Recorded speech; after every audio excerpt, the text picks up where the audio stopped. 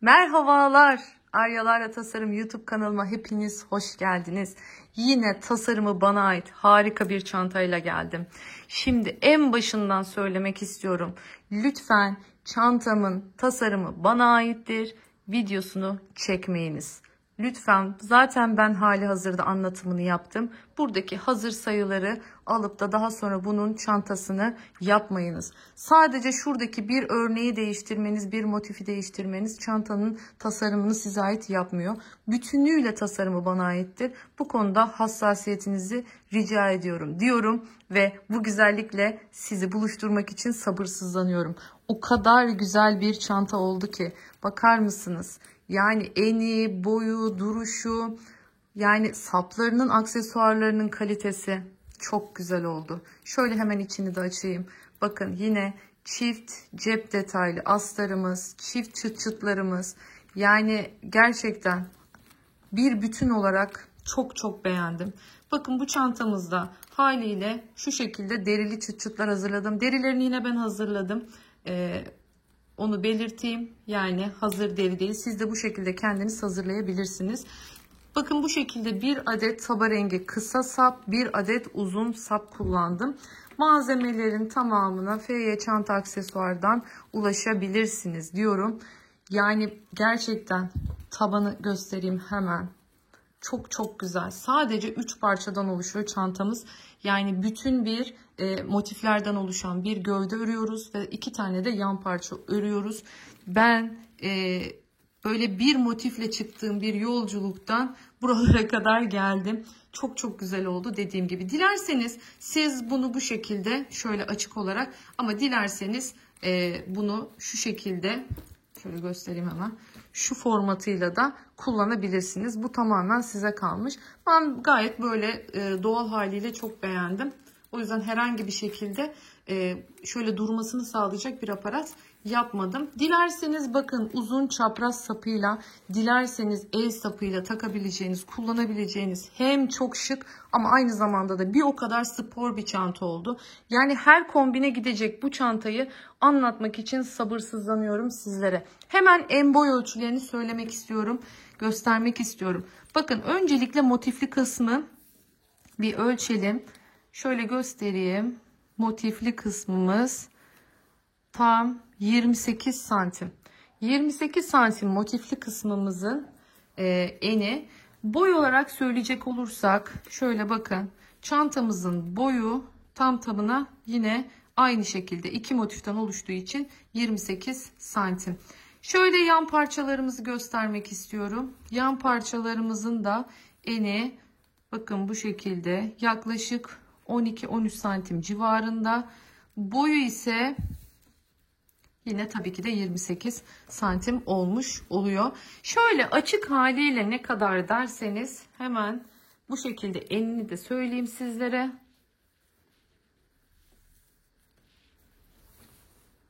Bakın yaklaşık tam 40 santimlik bir enimiz var toplamda. Çok ideal bir büyüklüğe sahip çantamız. Yani koldaki duruşu inanılmaz güzel. Çapraz duruşu da inanılmaz güzel. Gerçekten ben çok beğendim. Umarım siz de beğenmişsinizdir ve bu çantayı benimle örersiniz diyorum. Bu çantamda kese kağıdı rengi kağıt ip kullandım. Sonrasında bakın gördüğünüz üzere 2 tane kısa saplı deri, bir tane de çapraz sap. Bir de bunları takabilmek için bu şekilde kelebek D olarak geçen yan dikme aparatlarından kullandım. Onun dışında astarım dak keten. Dak ketenle astarladım bu çantayı. Tığ olarak ise 3,5 milimetrelik tığ kullandım bu çantamda. 3,5 milimetrelik tığ ile rahatlıkla örebilirsiniz siz de bu çantayı diyorum. İnanılmaz kolay bir motif. Çok kısa sürede yapacaksınız. Sadece 3 sıradan oluşan bir motif bu. O yüzden motifler inanılmaz zevkli ilerliyor ve çok da çabuk bitiyor. Hiç gözünüzü korkutmasın. Direkt dikerek birleştirdim motifleri. Ama bakın dikerek birleştirdiğimizde çok güzel bir sanki örülmüşçesine bir desen çıkıyor. Ben bunu çok seviyorum. O yüzden bu çantamda da bu yöntemi kullandım diyorum. Kaç gram kağıt ip kullandım bu çantamda? Bu çantamda tam 360 gram kağıt ip kullandım. 360 gram kese kağıdı rengi kağıt ip. İpim kalındı. Yani gramajı yüksek bir ipti. Onu da belirtmiş olayım. Dediğim gibi malzemeleriniz hazırsa haydi hemen örmeye başlayalım. Evet, başlayalım dilerseniz. Bakın bu şekilde örneklerimizi hazırlayacağız. Bunun için hem bütün karelere hem de yarım karelere ihtiyacımız var. Şimdi her ikisinin yapılışını da sizlerle paylaşacağım. Daha sonrasında bütün olarak bütün parçaları nasıl birleştirdim, nasıl eklemesini yaptım, eklemesini de göstereceğim ve sonrasında sizlere bunun tam bir, çünkü ekrana sığmıyor video aşamasındayken, fotoğrafını, bütün halde fotoğrafını koyacağım ki nasıl dizeceksiniz daha net bir şekilde bu sayede görebileceksiniz. Ben fotoğrafı paylaşacağım, siz de ekran fotoğrafı alırsınız. O aşamada videoyu ya da durdurursunuz. O şekilde siz de motiflerinizi dizip birleştirebilirsiniz. Dikerek birleştiriyoruz bu çantada. Bakın hala henüz ütüsünü yapmadım. Ütüsünü yapmadığım halde bile gayet düzgün duruyor ama ütüyü yaptığımızda son derece pürüzsüz ve güzel bir görüntü elde edeceğiz burada. Şimdi ben artık bitirme aşamasına geldim. Şu şekilde. Bakın yarım motiflerimiz var. Bundan bir tane daha hazırlayacağım ve bir tane de bütün kareden hazırlayacağım. Dikeceğim ve bu şekilde ana gövdemi bitirmiş olacağız sizlerle birlikte. Dilerseniz hiç vakit kaybetmeden hemen başlayalım yapmaya. Yine çile halinde satılan kağıt iplerden kullanıyorum. Oldukça kalın, oldukça sert bir ip var elimde. Hani hep sizin ipiniz çok güzel diyorsunuz ya. Bu sefer benim de ipim güzel değil. Yani bakın bu tarz ipler de kullanmak durumunda kalıyoruz. Biz de çile ipler biraz şans işi. Bu ipim bu şekildeymiş. Gerçekten örmesi o yüzden zorluyor. Ama bakın ona rağmen hiçbir yumuşatma işlemi yapmadım. Hiçbir şekilde bir işlemden geçirmedim. Normal doğrudan örüyorum. 3,5 milimetrelik tığ kullanıyorum bu motifleri örerken. Yani 4 milimetrelik tığ da kullanabilirsiniz. İp kalın olduğunda daha rahat örüm sağlar size.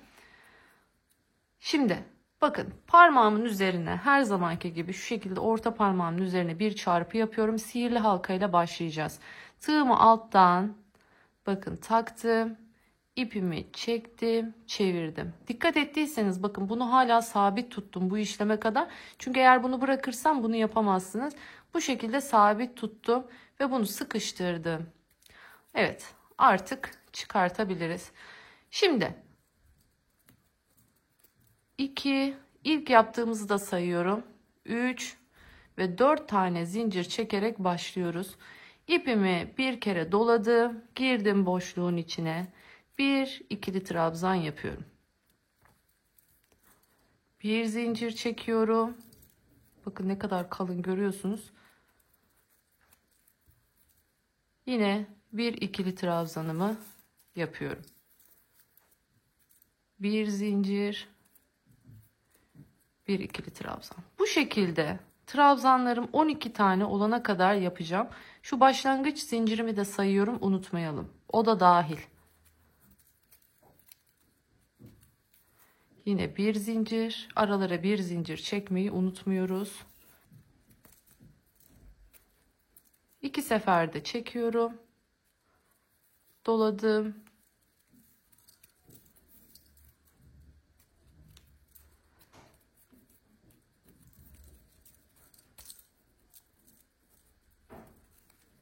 Gerçekten kağıt ip şans işi. Güzelini bulunca hiç kaçırmayın, stoklayın. 3, 6, 8 tane olmuş. Şimdi 9,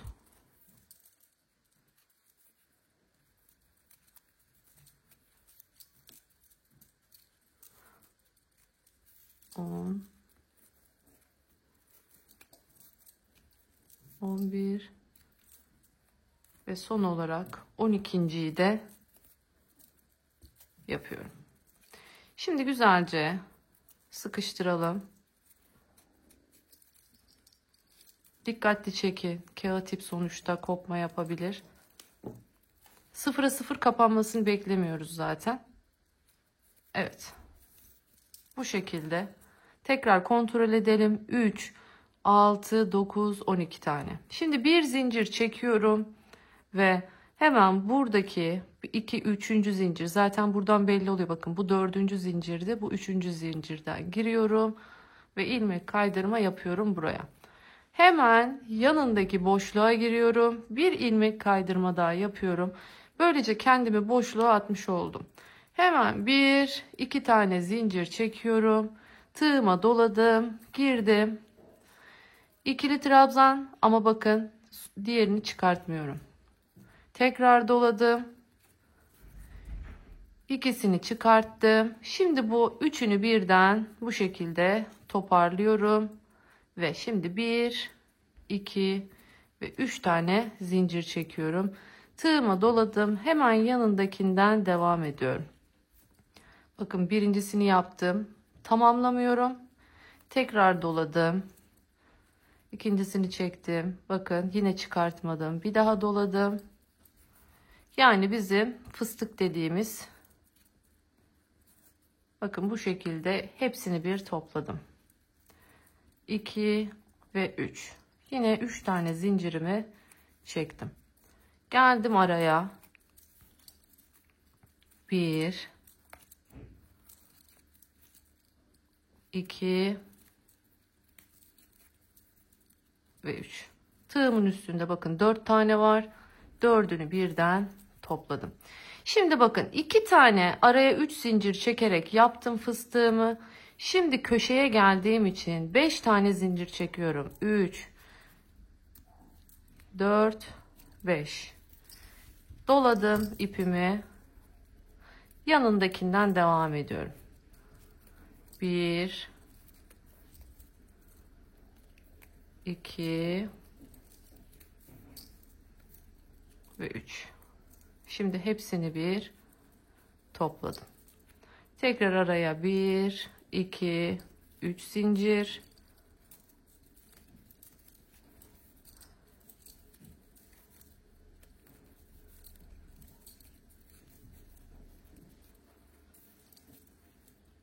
Evet, topladım.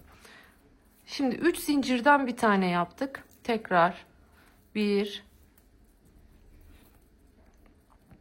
2 ve 3. 3 tane zincirimi çektim tekrardan yanındakine. Ne yapıyoruz? 2 sefer 3 zincir, aralarda bir sefer 5 zincir. Aslında şu 5 zincirle örneğimizi köşeli hale getirmiş oluyoruz. Bakın 3 zincirlerimi tamamladım. Şimdi sırada 5 zincir. 1, 2, 4 ve 5. Gördüğünüz gibi 5 tane zincirimi çekmiş oldum. Şimdi ipimi doladım. Tekrardan yanındakinden devam ediyorum. Yani her bir zincir boşluğunun içine bu üçlü fıstığımızı yerleştiriyoruz. Tek fark ne? Aralarda çektiğimiz zincir sayıları. Evet, anlaşıldı diye düşünüyorum burayı. 3 zincir, 3 zincir, 5 zincir, 3 zincir, 3 zincir, 5 zincir. Yine 3 zincir, 3 zincir, 5 zincir diye ilerleyeceğiz.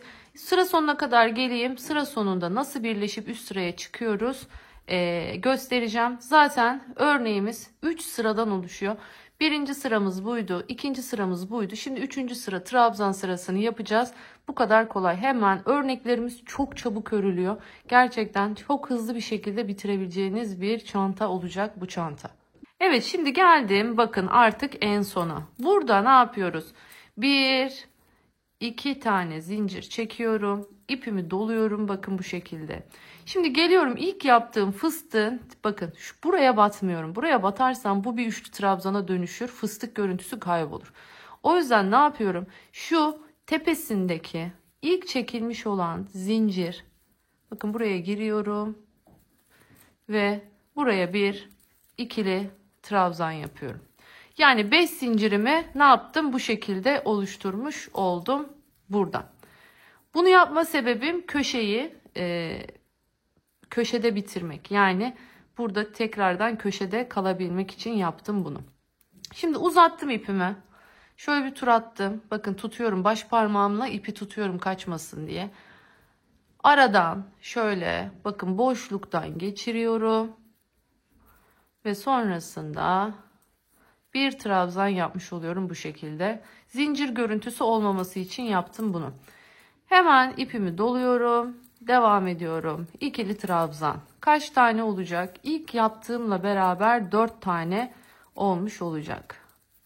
Bu üçüncüsü oldu.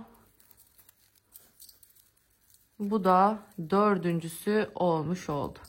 Geldim, ipimi doladım. Bakın birinciyi yaptık. İkinciyi yaptık. Ve üçüncüyü yaptık. Devam ediyorum. Yine yani 3 zincir boşluğu olan yere 3 tane yapıyoruz. Yine bakın 3 zincir boşluğundayım. Yine buraya 3 tane. Şimdi geldik köşeye. Bakın köşeye ne yapıyorum? Önce bir 4 tane yapıyorum. 1 2 3 ve 4. Bakın 4 taneyi yaptım. Şimdi ne yapıyorum? 1 2 ve 3 tane zincirimi çekiyorum. Aynı boşluğun içine bir 4 tane daha yapıyorum.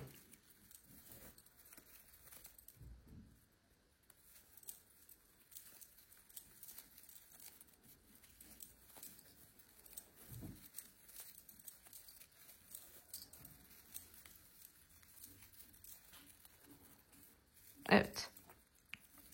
Şimdi geldim yine 3 zincirli kısma. Yine 3 tane ikili trabzan.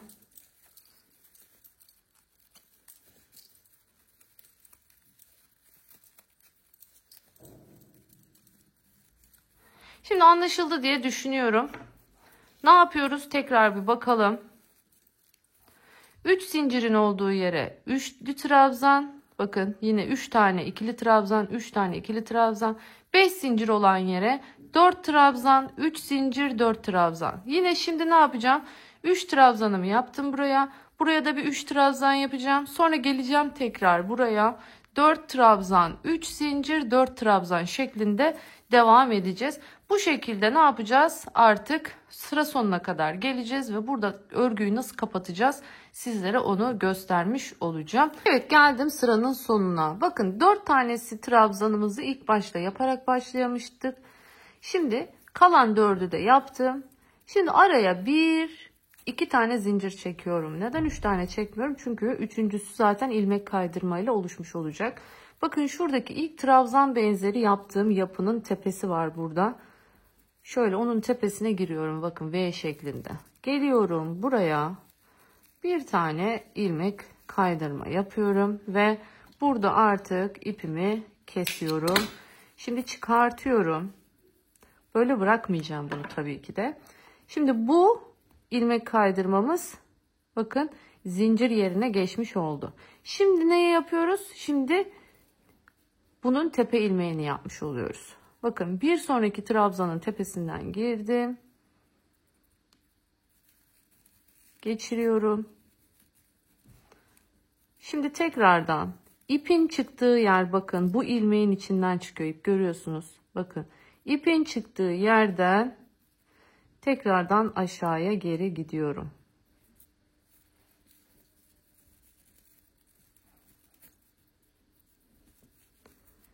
Evet. Bakın böylece bu bunun tepesi olmuş oldu. Bu yaptığım ilmek kaydırmada 3. zincir olmuş oldu. Şimdi bu ipi artık ne yapacağım? Gizleyeceğim. Şöyle iğnemle ilmeklerin arasından ilerliyorum.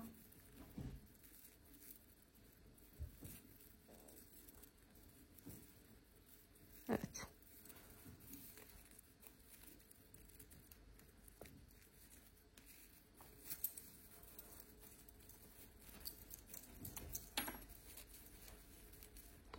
Artık fazlasını kesebilirim. Aynı şekilde şimdi başlangıç ipimizi de gizleyeceğiz. Başlangıç ipimizi de gizlerken bakın bu buradan böyle dönmüş gelmiş ya, bunu tekrardan döndüreceğiz. Şöyle ilmeklerimizin arasından azar azar gideceğiz.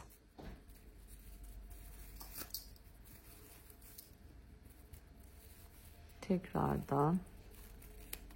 Bu şekilde yaparsanız orta ilmekleriniz büyüme yapmaz. Yoksa şu yuvarlak zamanla genişleyebilir.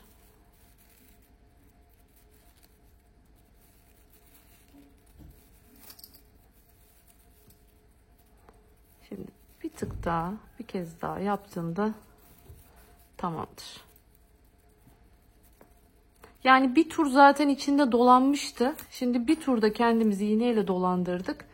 Artık bunu da kesebiliriz. Ve böylece bakın motifimiz hazır. Şöyle bir el ütüsüyle düzelttim. Bakın görüyorsunuz, son derece güzel oldu. Hemen dilerseniz bu halindeyken size ölçüsünü de göstereyim.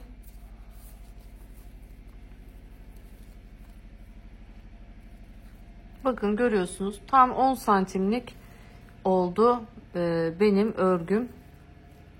Bu şekilde, yani şu tepe ilmeklerini saymıyorum. Şu şekilde tam 10 santim olmuş oldu. Şimdi bunu hallettiysek gelelim hemen yarım. Bakın şunları yapacağız. Şimdi birlikte yarım örneklerimizi yapalım. Tekrardan yine sihirli halkayla başlıyorum. Tığımı yine alta taktım. Bakın şu şekilde. Bu ipi tutuyorum kancasıyla ve şöyle çıkarttım yukarıya. Bu sefer 1, 2, 3, 4, 5 zincirle başlıyorum. İpimi doladım. Geldim. Hemen ikili trabzanlarımı yapmaya başlıyorum. Diğerinde olduğu gibi. Ama bu sefer toplamda 7 tane olacak. Şu başlangıcımızla birlikte. Yani 2 tanesi oldu bile. Üçüncüsü, araya yine bir zincir. Dördüncüsü, araya yine bir zincir. Beşincisi, araya bir zincir. Altıncısı, araya bir zincir ve son olarak yedincisi. Şimdi niye 7 tane yapıyoruz? Çünkü biz aralara yaptığımız için fıstıkları 7 tane çubuk yapmalıyım ki 6 tane boşluğu olsun. Evet, sıkıştırdım bakın ipimi. Şimdi tekrardan 1, 2, 3, 4, 5 zincirle geliyorum. İpimi doladım. İlk zincir boşluğundan başlıyorum. Tekrardan fıstıklarımı koymaya. 1, 2 ve 3. Hemen hepsini topluyorum. Birinci üçlü fıstığımı yaptım. 1, 2, 3. Aralara 3 zincir çekiyorduk fıstıkların, hatırlarsanız.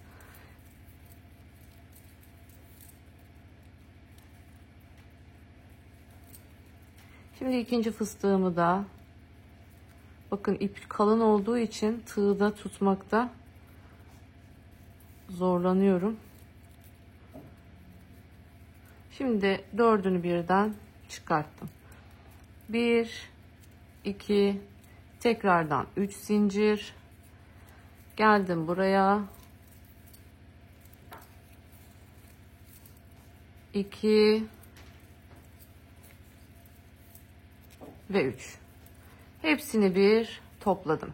Şimdi artık bakın 2 tane 3 zincirimi çektiğim için geldim köşeye. O zaman 5 zincirimi çekiyorum yine biraz önceki gibi. 5 tane zincirimi çektim, doladım. Yanındakinden devam ediyorum.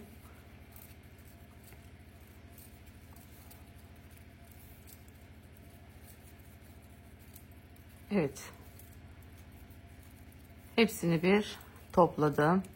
Tekrardan 2 3 zincir geldim yanındakine. 1 2 ve 3. Yine hepsini topladım. 3 zincir geldim sonuncuya. Bakın artık son boşluktayım. 1 2 ve 3. Evet, şimdi hepsini birden topladım. Ne yapıyorum? Bir zincir çekiyorum, ipimi doluyorum ve buradaki 1 2 3. zincire gelip hemen buraya bir ikili trabzanımı yapıyorum. Şimdi 1 2 ve 3 zincirimi çekiyorum, dönüyorum. Artık trabzan sırasındayız. İpimi doladım. Bakın şuradaki trabzanın üstüne giriyorum. Buraya bir tane trabzanımı yaptım. Hemen yanındaki boşluğa girdim. Buraya 2 tane, bakın aynı boşluğun içine 2 tane trabzanımı yapıyorum. Yani ne oldu? Toplamda 4 tane oldu. Geldim. 3 tane zincir boşluğumuz, 3 tane biliyorsunuz burada.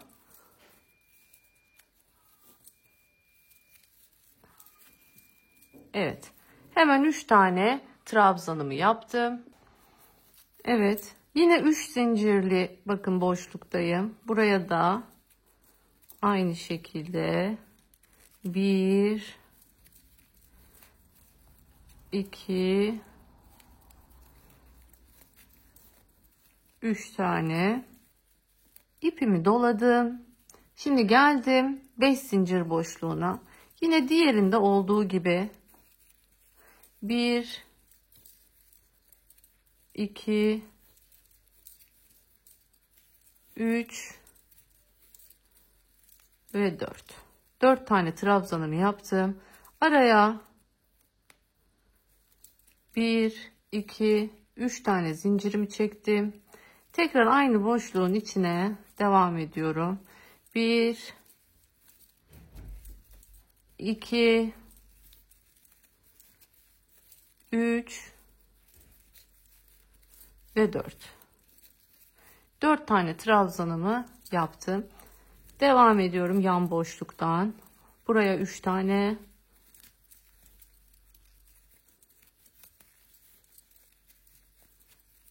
Geldim yan boşluğa. Aynı şekilde buraya da 3 tane.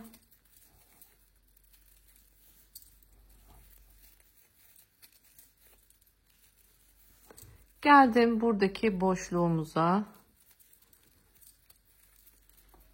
1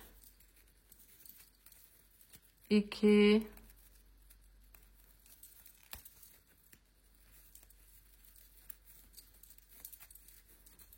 3 ve dördüncüsünü yine aynı şekilde 3. zincire yapıyorum ve bu şekilde yine el ütümüzde şöyle bir düzeltiyoruz ve ipimizi kesiyoruz burada. Hemen gizleyelim. Arkadaki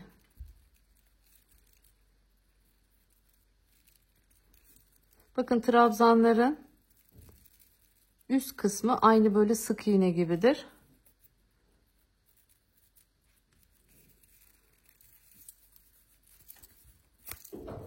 Onların içinden Geçtik. Kağıt ipin en sevdiğim tarafı bu. İp gizlemesi çok kolay.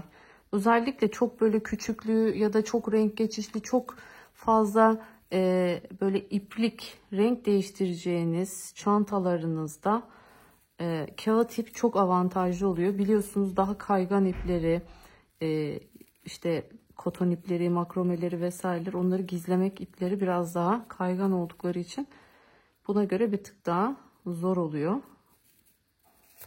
Bakın yine diğer motifte, bütün motifte olduğu gibi ne yaptım? Dolaşıyorum içinde. Evet.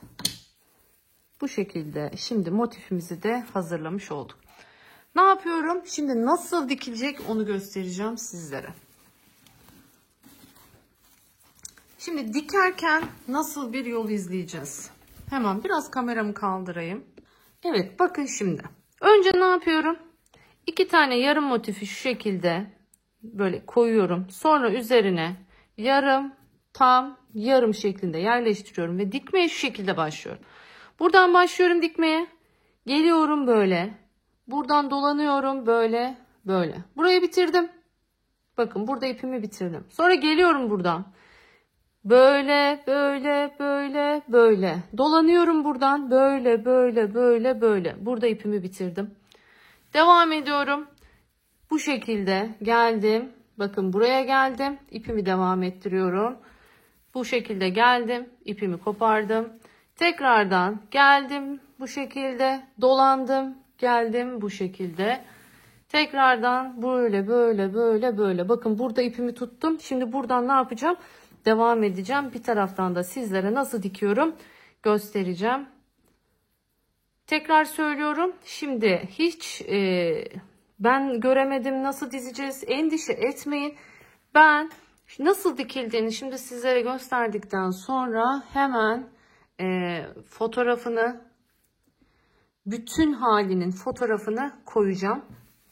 Diktikten sonra o açıdan hiç merak etmeyin diyorum. Tekrardan inelim. Şimdi bakın. Ne lazım buraya? Şu şekilde bir tane bakın üçgen lazım. Şimdi burayı ne yapıyorum? İpim buraya kadar gelmişim. Burada biliyorsunuz 3 tane zincirim vardı. Bu 3 tane zincirimi ne yapıyorum? Bir tanesini tutturmuşum. Bakın bu şekilde zincirlerimin içinden şöyle geçerek ipimi bu tarafa taşıyorum. Ne zaman? 4 tane trabzan buradaki 4 trabzanla karşılıklı gelecek. Bakın girdim buradaki 4. trabzana, girdim buradaki 4. trabzana. Burası zincir şeklinde. Ağız ağıza getirdim. Şimdi ilk yaptıklarımı her zaman hem bu kenarda olsun hem de bu köşede olsun 2 kere yapıyorum ki orayı güzelce sabitliyorum, sıkıştırmış oluyorum. Sonrakileri tek seferde. Devam ediyorum bakın. 3. 2. trabzan, 2. trabzan, 1. trabzan, 1. trabzan. Zaten örneklerimizde trabzan sayılarımız eşit olduğu için artık karşılıklı bakın görüyorsunuz. Buradaki birbirlerine bakan ilmeklerin tek lobundan alıyorum.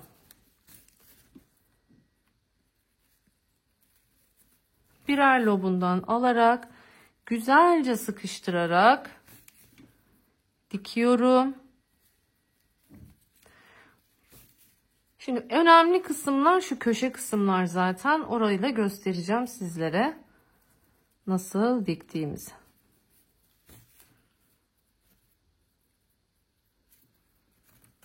İplerimizi biraz önce nasıl bittiğinde ilmeklerin arasından gizliyorsak ipimizin bittiği yerde gizliyoruz. Yeniden yeni iple tekrardan başlıyoruz.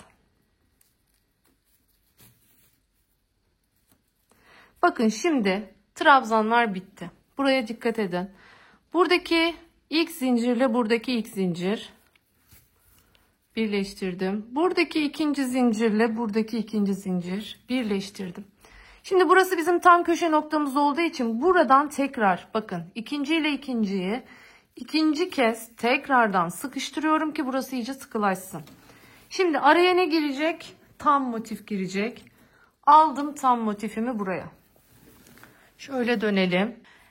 Evet, şimdi geldim. Bakın, bunu buraya yerleştireceğim. En son nereye girmiştim? Buradaki ikinciye. Şimdi buradaki ikinciyle buradaki ikinciyi tekrardan şöyle birleştireceğiz. Bakın 2 kere geçiyoruz demiştik. İyice sıkılaştırmak için.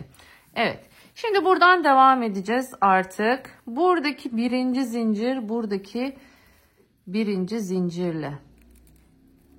Birbirine dönük olan tek lobdan alıyorum. Tekrar söylüyorum, unutmayalım. İyice sıkıştırıyorum. Buradaki karşılıklı ilk trabzanları birleştiriyorum. Yine buradaki ilk trabzanlar, ikinci trabzanlar pardon. Buradaki üçüncü trabzanlar, buradaki dördüncü trabzanlar. Şimdi 3-3 olan kısımdayız. Bakın yine karşılıklı. Zaten ilmek atlamazsanız sonuna kadar doğru gidecektir. Ama ara ara kontrol etmenizde fayda var. Doğru ilmeklerimi karşılıklı mı yapıyorum, kayma var mı diye.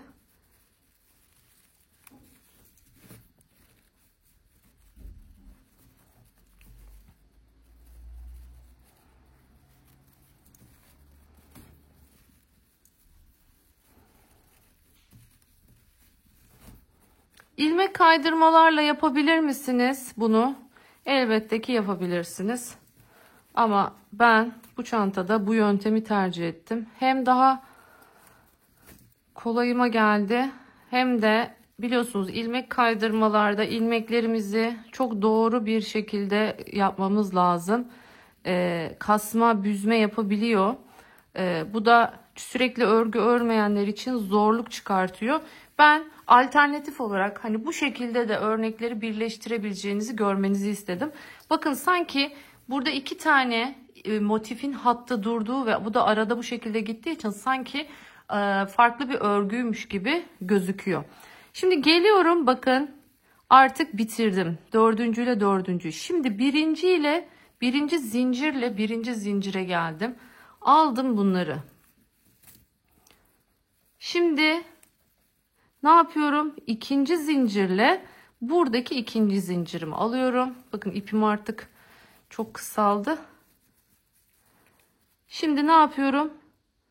Buradaki ikinci ile buradaki ikinciyi tekrardan geçip bir sıkılaştırıyorum.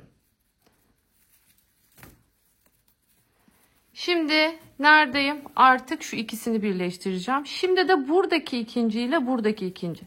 Yani bir köşeyi birleştirirken sırasıyla önce bu köşeyle bu köşeyle ve bu köşeyle olmak üzere ne yapıyoruz? İyice geçiyoruz ki hepsiyle hem ara köşede boşluk oluşmasın, hem de güzel bir birleşme sağlanmış olsun. Şimdi artık burada ipim bitti. Bunu ne yapacağım? Gizleyeceğim. Şimdi dilerseniz ben tüm artık parçalarım hazır. Hemen onları bakın şöyle koyduğumda bunlar da buraya gelecek. Bütün parçalarım hazır olmuş olacak. Bitireyim, hem en boy ölçüsünü vereyim, hem de dediğim gibi bütün bir görüntünün resmini sizlere koyayım. Siz de rahat rahat ekran fotoğrafı alıp örneklerinizi dizebilin.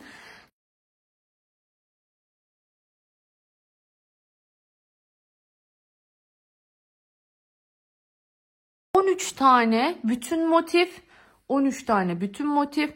Sonrasında 1, 2, 3, 4, 5, 6, 7, 8, 9, 10, 11, 12, 13, 14 tane de yarım motife ihtiyacımız var bu çanta için. Motifleri gördüğünüz çok zevkli ve çok kolay. Zaten yani 3 sırada bitiyor yani motif. O kadar kolay ve güzel bir motif.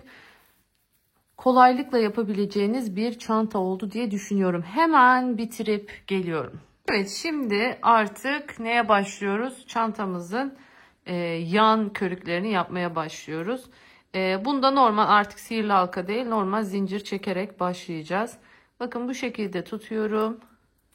Bir tane çektim, bırakmadım. Bir tane daha çektim ve sıkıştırdım.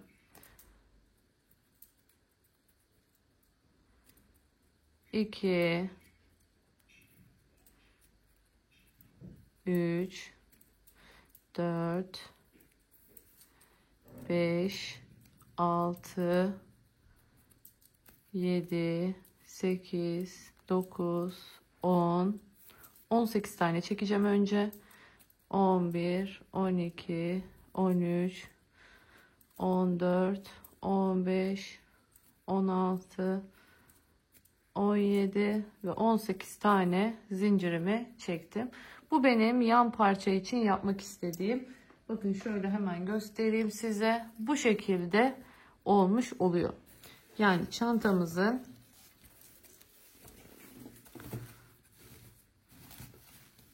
şöyle ön kısmı şöyle düşünürsek,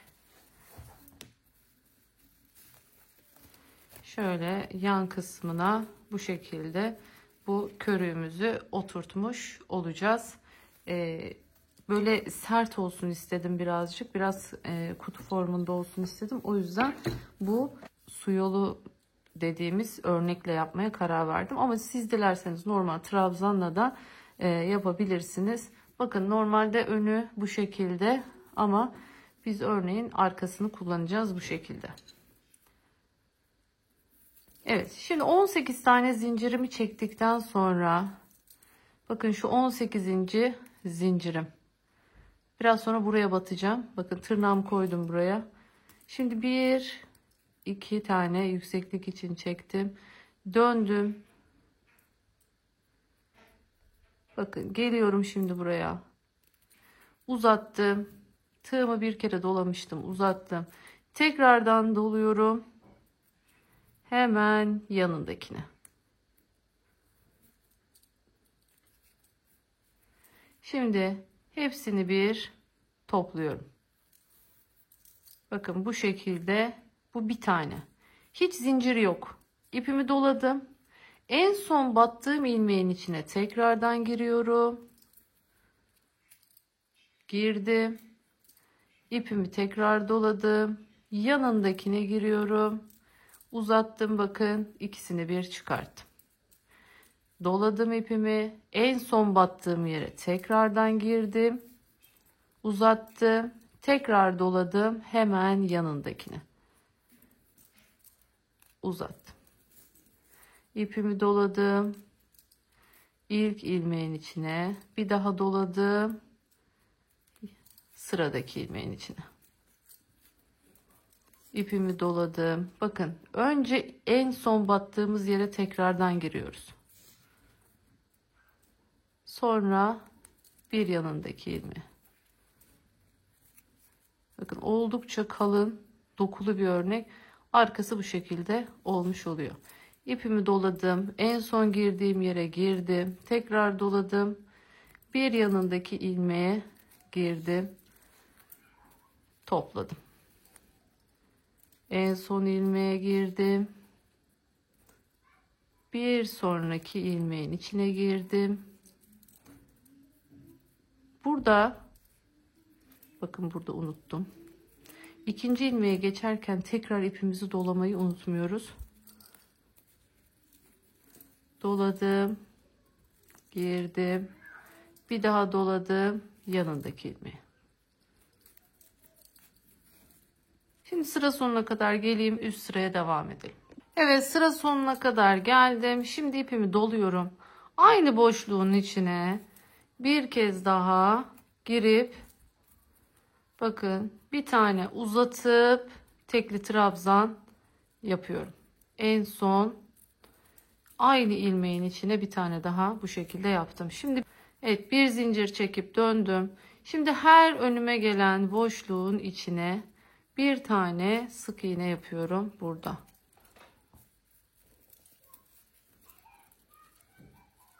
Örneklerin hep aynı yere denk gelmesi için yapıyoruz bunu. şu çıkıntılı, yani istediğimiz örnek şu taraf. Bunu hep aynı tarafta tutabilmek için araya sık iğne atmamız gerekiyor.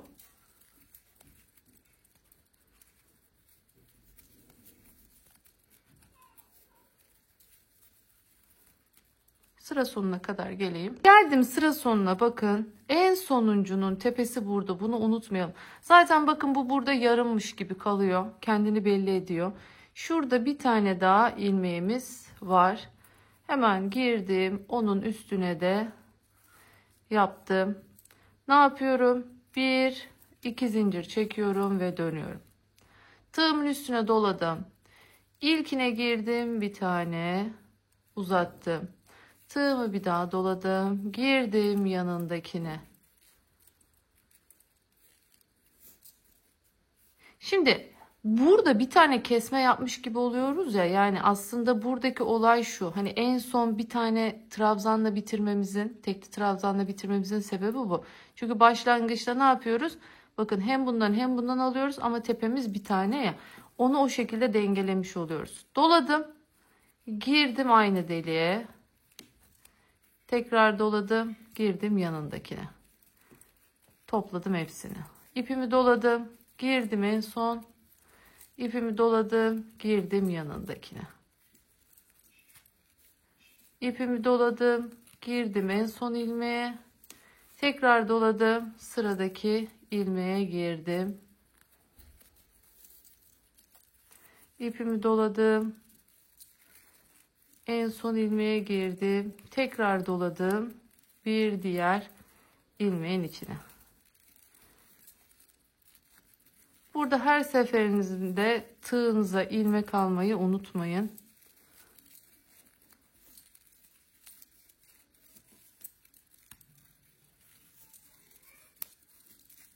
Çünkü ilmek almazsanız arada oluşan örnek farklı bir örnek olacaktır.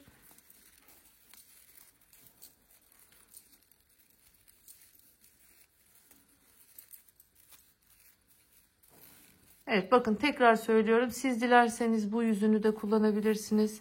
Dilerseniz bu yüzünü de. Burada daha net göstereyim. Dilerseniz bu yüzü, dilerseniz bu tırtıklı, daha 3 boyutlu duran yüzü. Bakın şöyle yan tuttuğunuzda bunlar birer kabartı kabartı duruyor.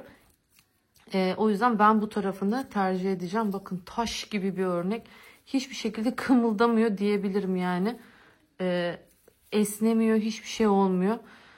Bununla şu şekilde mesela yapıp çanta sapı da yapabilirsiniz. Gerçekten çok dayanıklı, kalın bir örgü. Sepet gibi bir örgüsü var diyebiliriz.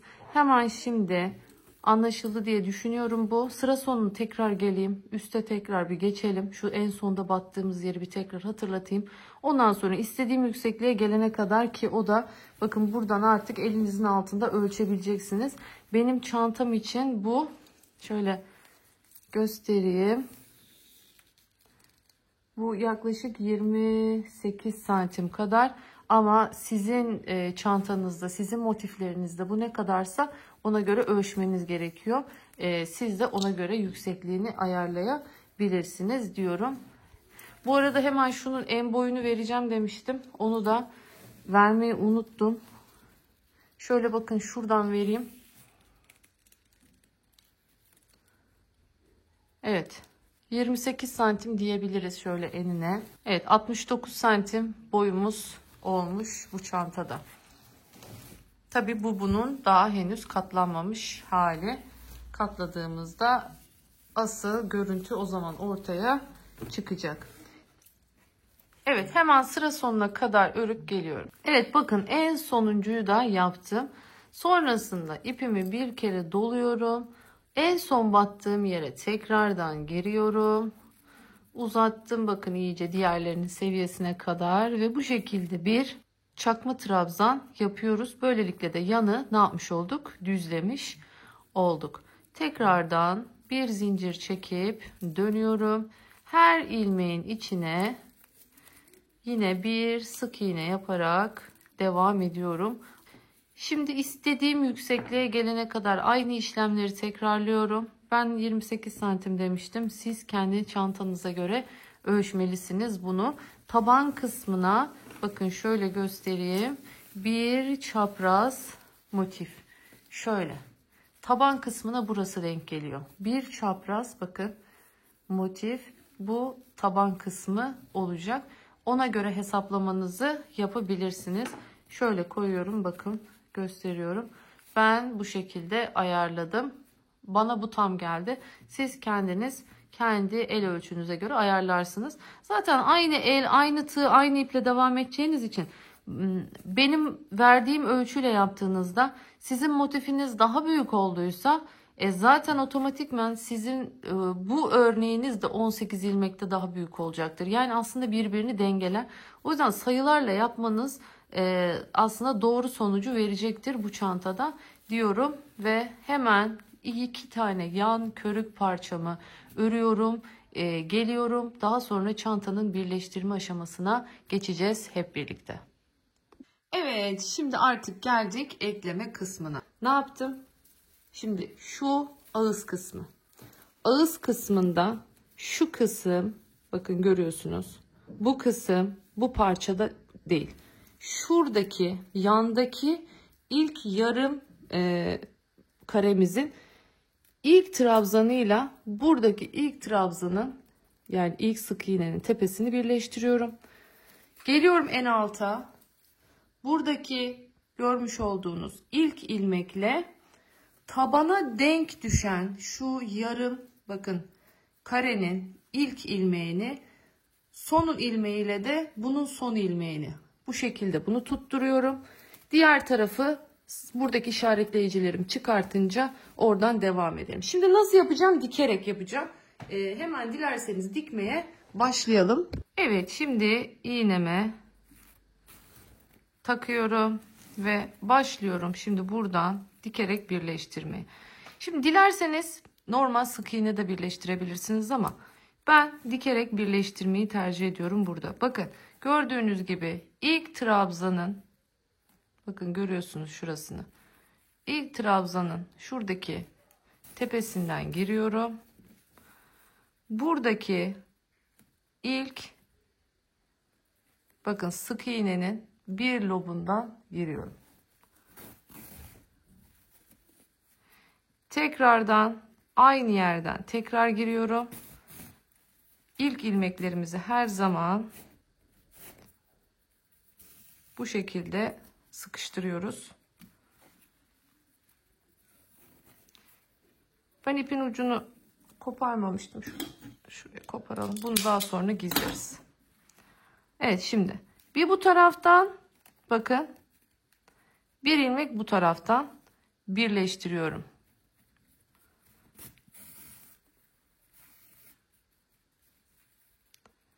Tekrardan bir bu taraftan, bir bu taraftan.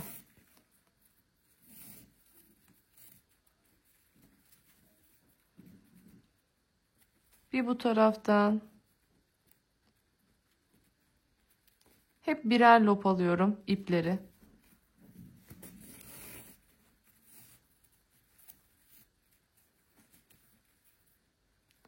Bir buradan, bir buradan. Bakın karşısına neresi gelirse.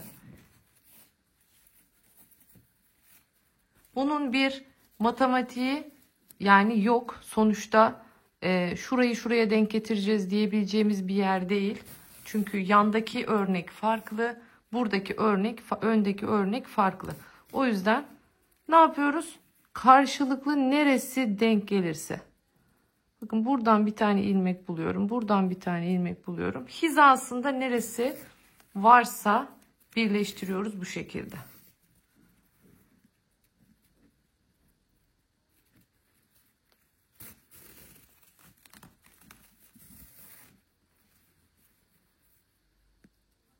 Güzelce çekmeyi unutmayın. Sıkışsın.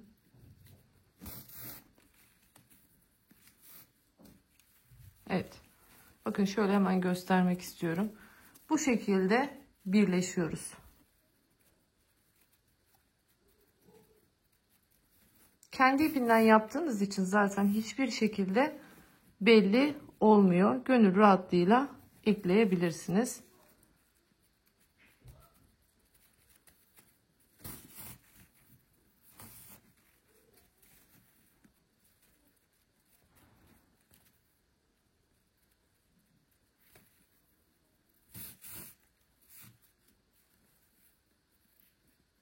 Bakın görüyorsunuz. Hep birer tane karşılıklı gelen birer tane ilmeği alıyorum. Bu kadar basit.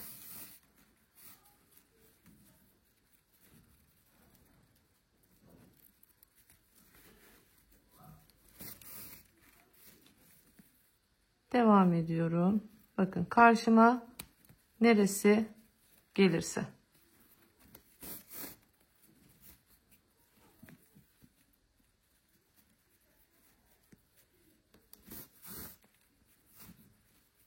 Çıkaralım artık bunu.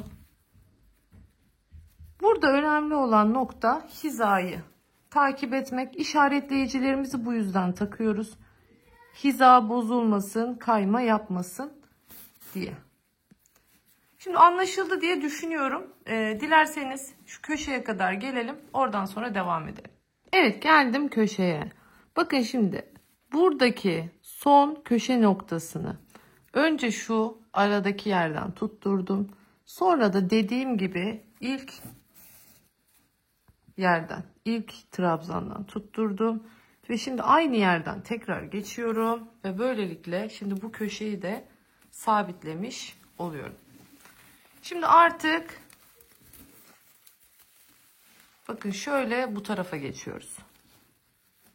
Yerini güzelce ayarlıyorum. Yine hizaladım. Bakın sıkıştırdım elimlerimle. Şimdi buradan sonra aynı şekilde ne yapıyorum? Karşılıklı dikiyorum. Burada örgümün alt lobunu kullanıyorum. Bakın şu hat kalsın diye. Şimdi her buradaki ilmekten alıp karşısına neresi denk geliyorsa oradan geçerek dikiyorum.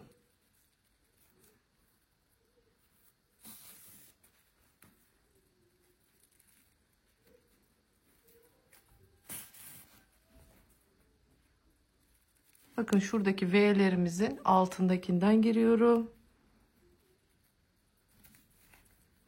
Karşısına neresi denk gelirse oradan çıkıyorum.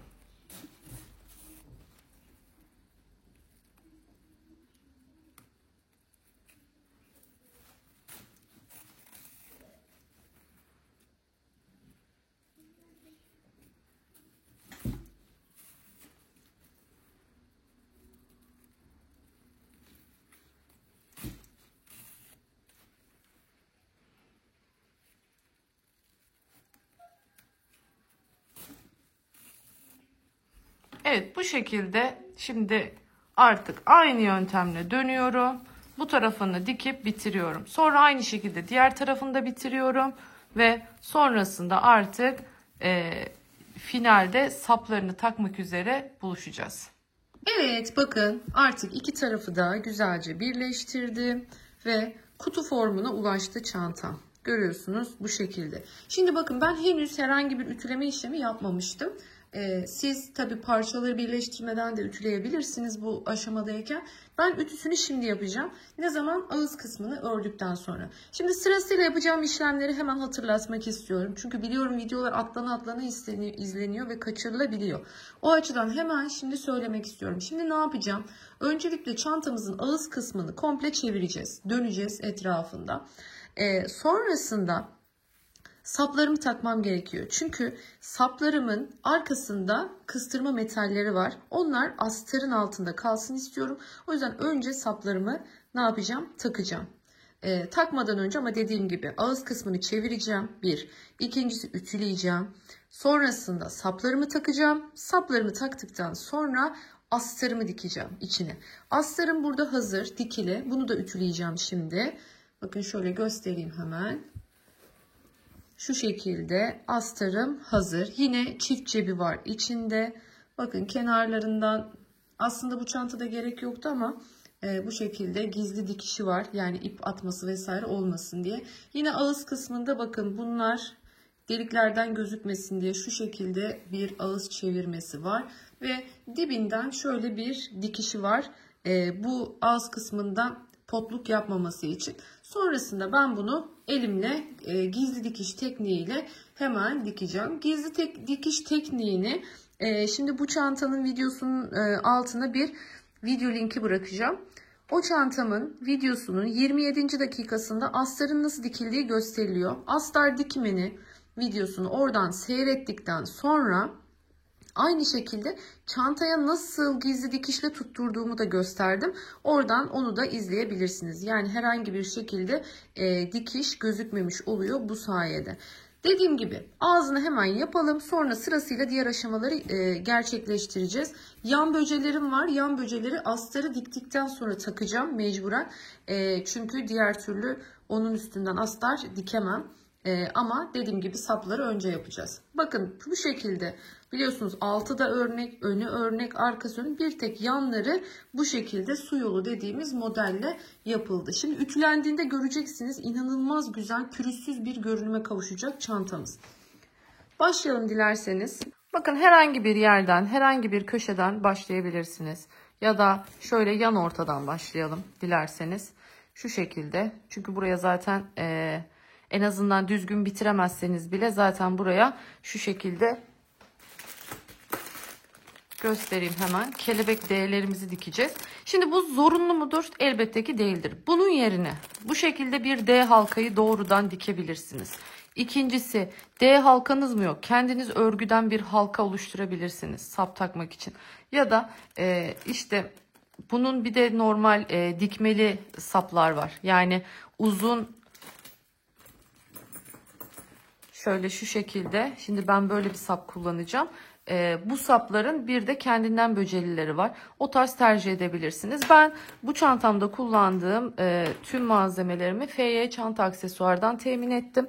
Bilginiz olsun. Hem yan kelebeği hem de şu uzun çapraz sapımız ve aynı zamanda şu görmüş olduğunuz kısa saplarımız.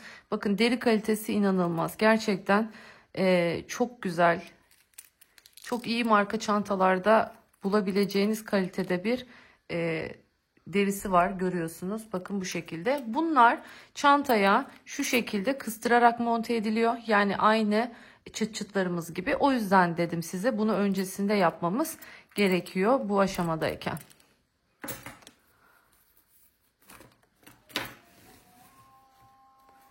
Şimdi yan ortadan girdim. Bakın ipimi şöyle alttan çekiyorum buraya ve hemen bir zincirle şu şekilde bunu sıkıştırıyorum, sabitliyorum bu noktaya.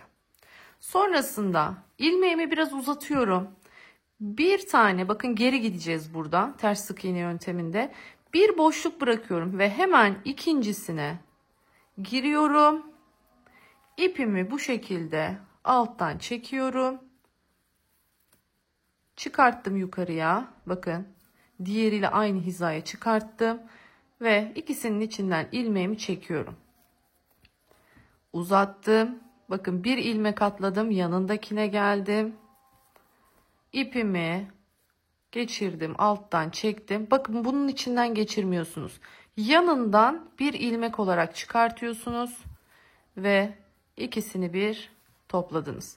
Uzattım. Girdim. İpimi alttan çektim yanına. Yine biraz bakın bu ipi de uzattım yukarıya. İkisini bir çektim. Bu şekilde şimdi ilerliyoruz.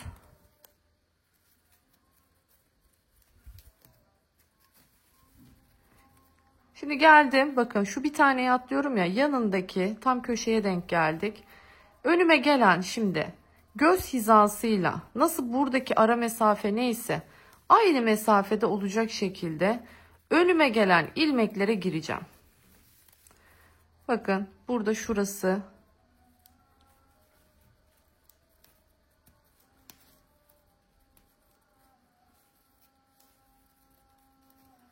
Biraz uzattım. Mesafeyi hizalayın ve girin.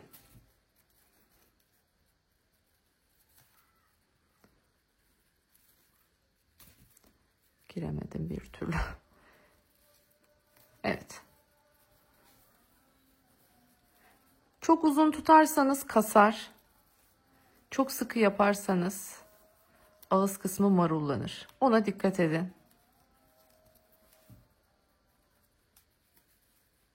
Bakın önüme neresi çıkarsa. Trabzanların araları. Bakın geldim şimdi buradaki zincire. Sadece alırken 2'şer ilmek birden almaya çalışın. Yani tek lobdan almayın. Uzama yapmasın görüntüde. Bakın tam orta kısmına geldim. Devam ediyorum. Buradaki trabzanın göbeğine geldim. Uzattım.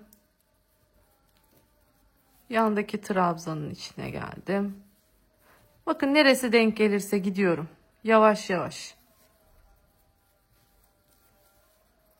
Burada önemli olan bakın. Ağızda kasma olmasın ama hiçbir şekilde bollaşma da olmasın. Belli aralıkları bırakarak ilerliyorum.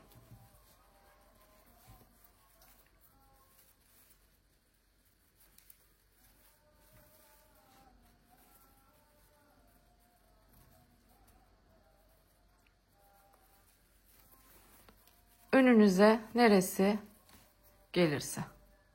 Sadece burada dediğim gibi çok büyük aralık bırakmayın. O zaman ne yapar? Kasar. Ağız kısmı toparlanır. O da hoş bir görüntü oluşturmaz.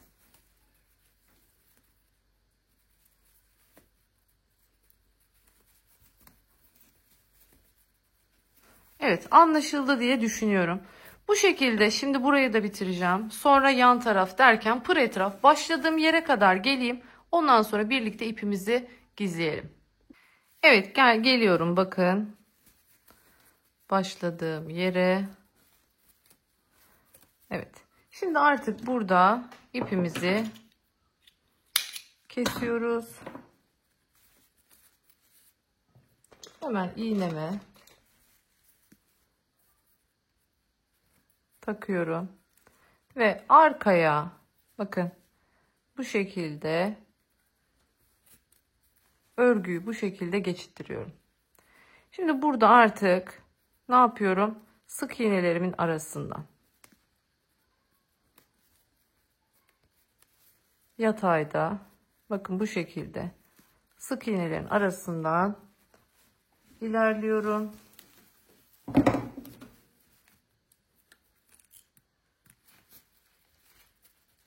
Ve çektim.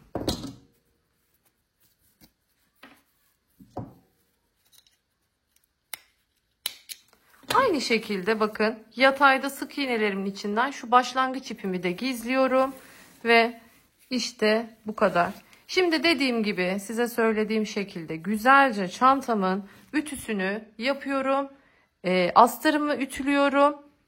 Geliyorum. Hemen neleri takacağız? Şu görmüş olduğunuz bu saplarımızı takacağız.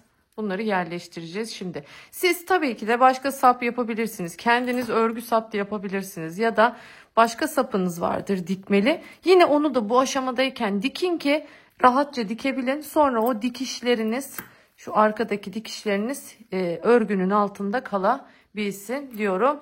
Ve ütüleyip geliyorum. Evet, şimdi bir tarafı bakın sapını taktım.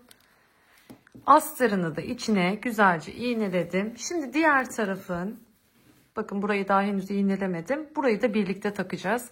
Sapımızı şimdi nereye takıyoruz? Hemen sizlere onu göstereceğim. Bakın şimdi. Bir tane metalini şuradaki tam şu yarım motifin şu çiçeğinin ortasına, metalin diğer tarafını ise bakın şuradaki trabzanın tepesine yapacağız. Bakın burayı tığla önce bir genişletiyorum. Şu boşluğa girmeyeceğiz. Bakın boşluğa değil. Trabzanın tepesine. Şimdi geliyorum. Bakın düzeltiyorum. Biliyorsunuz şöyle şu düzgün kısmının üstte olması lazım. Şimdi giriyorum söylediğim yerlerden. Bakın şu trabzan tepesinden girdim. Şöyle bir onu geçirelim önce bir. Sonra döndürürüz. Evet. Şimdi de çiçeğimin göbeğinden giriyorum. Bakın bu şekilde yerleştirdim. Tabii katlandı şu an takarken. Şunu bir düzeltelim.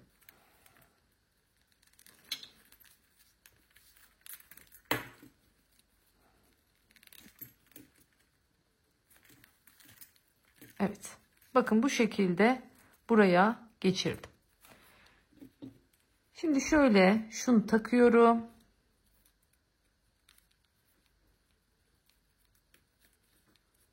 Bakın bu şekilde bunu takıyorum buraya. Sonrasında artık sıkıştırıyoruz. Ne ile? Pensemizle. Hemen pensemi alayım. Evet. Şimdi buradan ittim. Güzelce bastırdım. Aynı şekilde bunu da buradan ittim ve bastırdım. Bakın tam olarak durması gereken yer burası. Görüyorsunuz. Tam buraya. Şimdi aynı şekilde düzelteceğim ve buraya da yapacağım. Bakın bir tane ne dedik? Buradaki bakın tam şu ortadaki şurada biliyorsunuz şu görmüş olduğunuz bakın şunlardan tam şu ortadakinin şu boşluğa denk gelen buraya giriyorum. Tığımla genişlettim bakın burayı. Sonrasında yine bir tane çiçeğin boşluğundan bir tane de şimdi buradan bu şekilde girdim. Yine aynı şekilde taktım.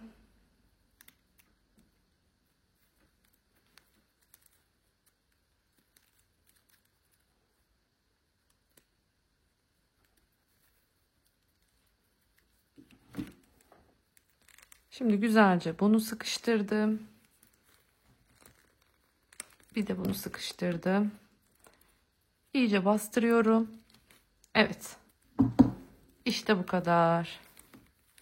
Görüyorsunuz. Tam bu noktalara, şu çiçeğin orta noktalarına saplarımızı yerleştirmiş olduk. Bu saplar bu şekilde. Bakın hareketli. Çantanızı bıraktığınızda bu şekilde çantanızın üzerine dökülüyor. Çok da güzel bir görüntü olmuş oluyor. Yani böyle dik bir şekilde havada kalmayacak. Şimdi astarımı iğnelemiştim. Artık bu tarafını da iğneleyeceğim.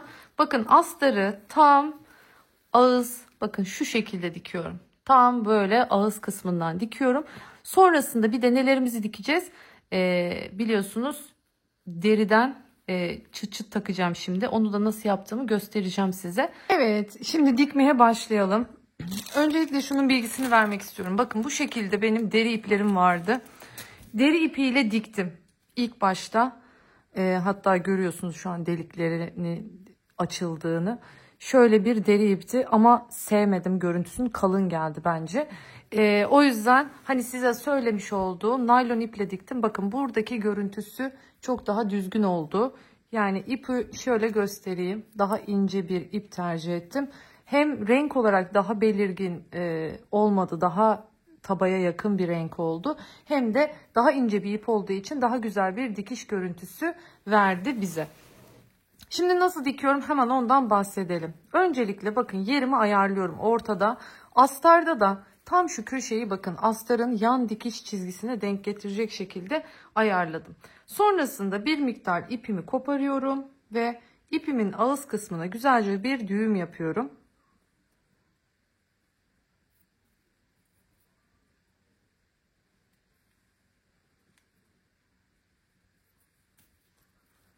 Yine küt başlı bir iğne kullanıyorum ama incelerinden. Bakın şimdi bu şekilde geçiyorum. Şimdi bu düğüm ne olacak? Bu düğüm buradan geçecek arkaya. Şimdi diğer taraftan da çıktı. Bunu engellemek için ne yapacağım? Astarımızın şurada katlı bir kısmı var. Bakın o katlı kısımdan geçiyorum ki o kısımda düğümüm altta kalsın. Evet bu şekilde. Bakın buradan çıktı ama içte kaldı böylelikle. Hemen altındaki delikten giriyorum. Bakın burada da İlk delik boş. Bunu döndüğümüzde tamamlayacağız. Buradaki alttaki delikten çıkıyorum. Yine bir alttaki delik. Burada da bir alttaki delik. Yani önce normal yorgan diker gibi gideceğiz. Sonra geri geleceğiz. Böylelikle boş deliklerimizi dönüşte doldurmuş olacağız. Bakın sırasıyla. Bir delik alttan giriyorum. Burada da bir delik alttan çıkıyorum. Sıkıştırıyorum. Bir delik alttan, bir delik alttan.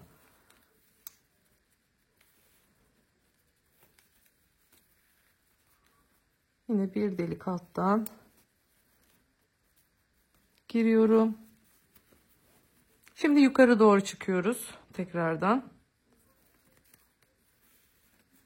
Şimdi yan taraftayım.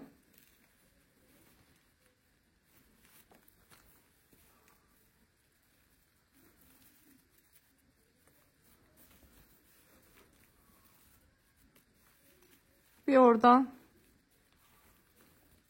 bir buradan.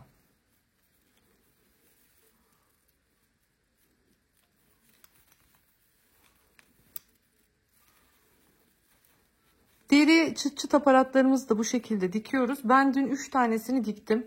Şimdi ben bu çantada çift kullandım.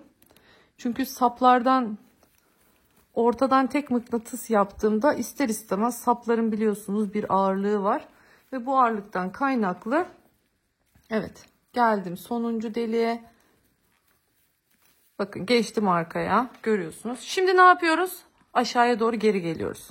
Bakın şu şekilde bir alta giriyorum. Yani boşlukları dolduruyoruz. Böylelikle makine dikişi görüntüsünü vermiş oluyoruz. Siz burada çift iğne tekniğiyle, deri dikme tekniğiyle de ilerleyebilirsiniz. Ama ben gerek duymuyorum. Bu zaten burada bu şekilde çok büyük bir alan dikmediğimiz için ben ipte bir kere yapıp söktüğüm için kalın bir ipi bir de söktüğüm için deliklerim biraz büyüdü. Ama diğer tarafta çok daha düzgün bir görüntü var. Bakın çok seri bir şekilde ilerliyoruz. Deliklerimiz hazır olduğu için iğne de küt burunlu bir iğne olduğu için zaten kendi yolunu buluyor.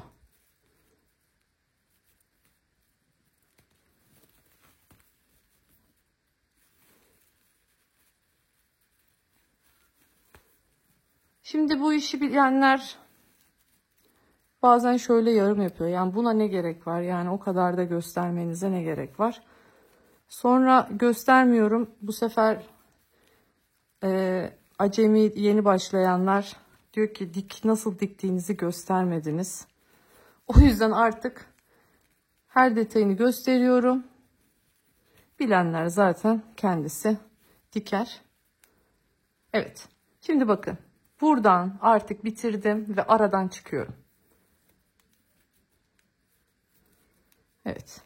Bu şekilde bakın dikmiş olduk. Şimdi bu aradan çıktım. Şuradan herhangi bir bakın ipimin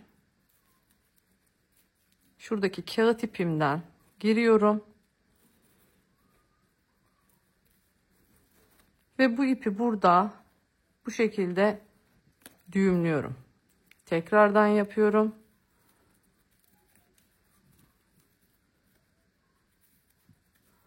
Siz bunu yakıp yapıştırabilirsiniz ama ben şöyle sık iğnelerimin arasından bu ipi yürütmeyi tercih ediyorum.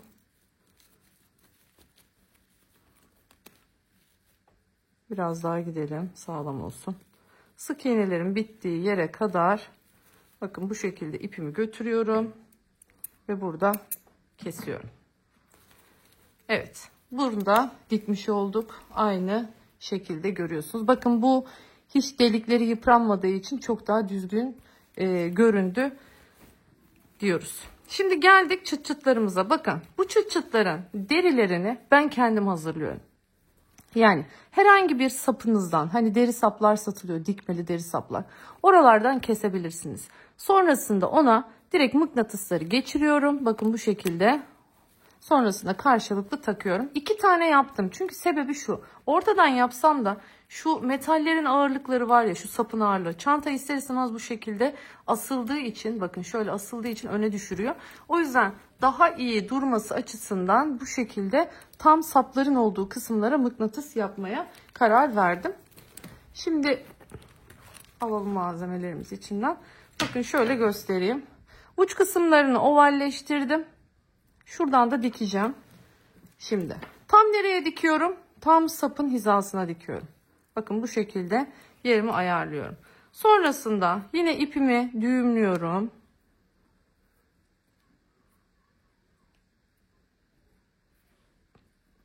Ama bu sefer iğnemi değiştiriyorum. Çünkü artık sivri uçlu bir iğneye ihtiyacım var. Çünkü benim deliklerim bu sefer yok. Ha, deliklerini önceden açarsanız o zaman buna da gerek kalmaz. Yine o zaman küt başlı kullanmanızı tavsiye ederim.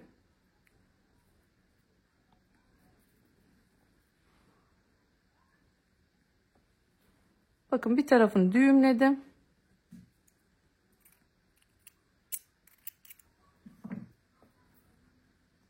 Şimdi arkadan girerek başlıyorum.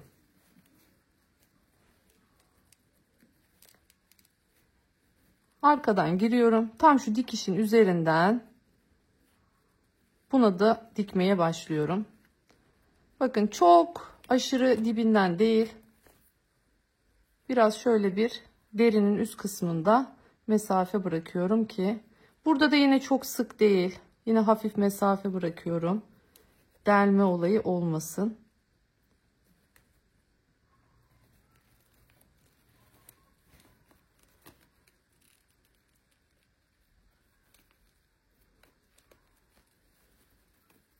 Çıktım önden. Şimdi burada şöyle bunun içinden geçiyorum. Bakın arasından geçiyorum ki ipim üstten gözükmesin. Sonrasında tekrardan alttan çıkıyorum. Eşit mesafe bırakmaya çalışıyorum. Şu dikiş aralıklarının eşit olması daha güzel görünmesini sağlar. Evet, yine aynı şekilde eşit bir mesafeden tekrar arkaya geçiyorum. Yine aynı şekilde çıktım geri.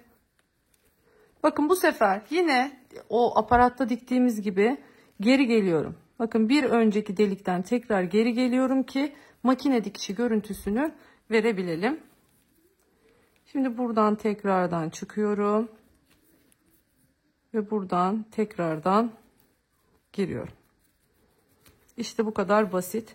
Şimdi burada bu ipi tekrar sabitliyorum.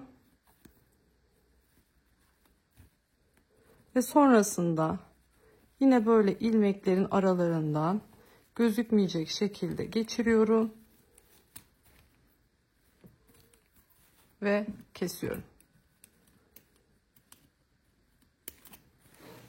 İşte bu kadar basit. Bakın görüyorsunuz, buraya da çıçıtımızı takmış olduk. Ve işte bu kadar. Yani o kadar güzel oldu ki. Şöyle geniş açıya alacağım şimdi. Bütününü göstermek adına. Dilerseniz saplarımızı da takalım. Uzun sapımızı da geçirelim.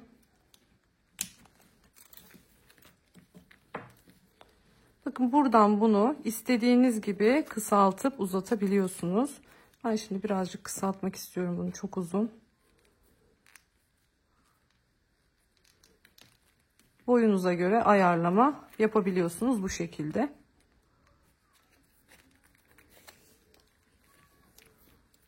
Evet.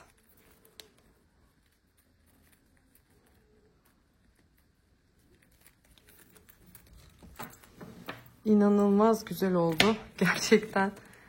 Yani evet, yine bir motifle başlayan yolculuğumuz burada sona erdi ama çok güzel sona erdi gerçekten. Haydi biraz daha şöyle yukarıdan bakalım çantamıza. Bakar mısınız sonuca? Yani O kadar güzel oldu ki. Şöyle bakın. Tabanının duruşu, yanları. Yani gerçekten çok beğendim. Biliyorum siz de bu tarz çantaları çok seviyorsunuz. Yani motifle buluşan çantalar özellikle kağıt ipte inanılmaz güzel duruyor. Instagram hesabımı takip ederseniz orada daha detaylı çekimlerini koyuyorum. Arada böyle üzerimde takaraktan nasıl durduğunu da gösteriyorum. Oradan takip edebilirsiniz.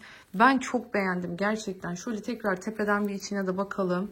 Bakın astarımız son derece düzgün bir şekilde astarımızı çalıştık. Tertemiz. Yine çift cepli gözümüz var. Siz bunu dilerseniz çantanızın diğer taraflarına da takabilirsiniz. Oldukça geniş bir iç hacme sahip harika bir çanta oldu. Ben çok beğendim. Umarım siz de beğenmişsinizdir ve bu güzel çantayı benimle örersiniz diyorum. Bir başka videoda daha görüşmek dileğiyle. Kendinize çok iyi bakın. Mutlaka ama mutlaka kanalıma abone olmayı unutmayın diyorum. Görüşmek dileğiyle.